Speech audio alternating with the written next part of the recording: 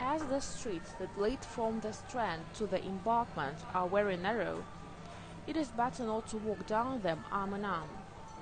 If you persist, Lord clerks will have to make flying leaps into the mud. Young lady typists will have to fidget behind you.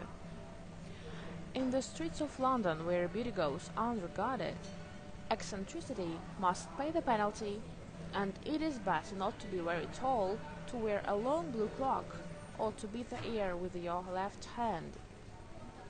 One afternoon in the beginning of October, when the traffic was becoming brisk, a tall man strode along the edge of the pavement with Lady on his arm.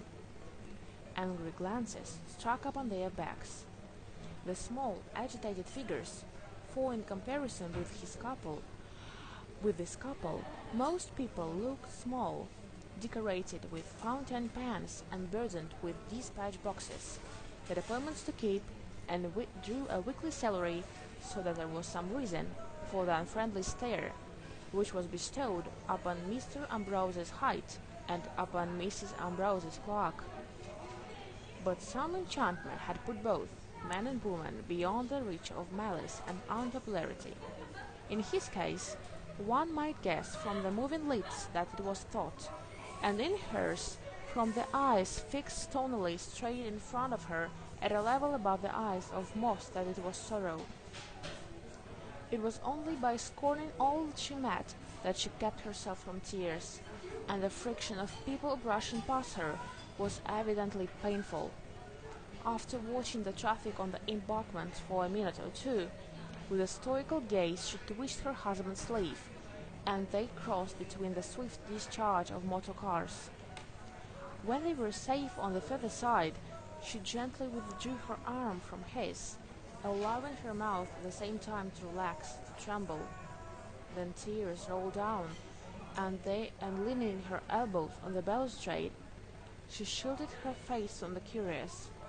Mrs. Ambrose attempted consolation.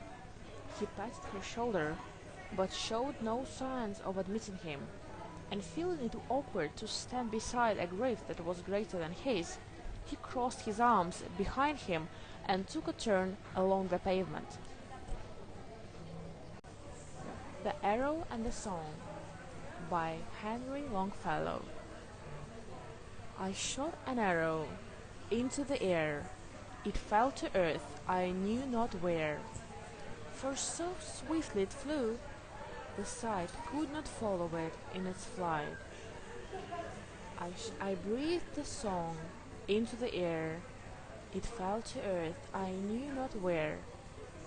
For who has sighed so keen and strong that it can follow the flight of a song?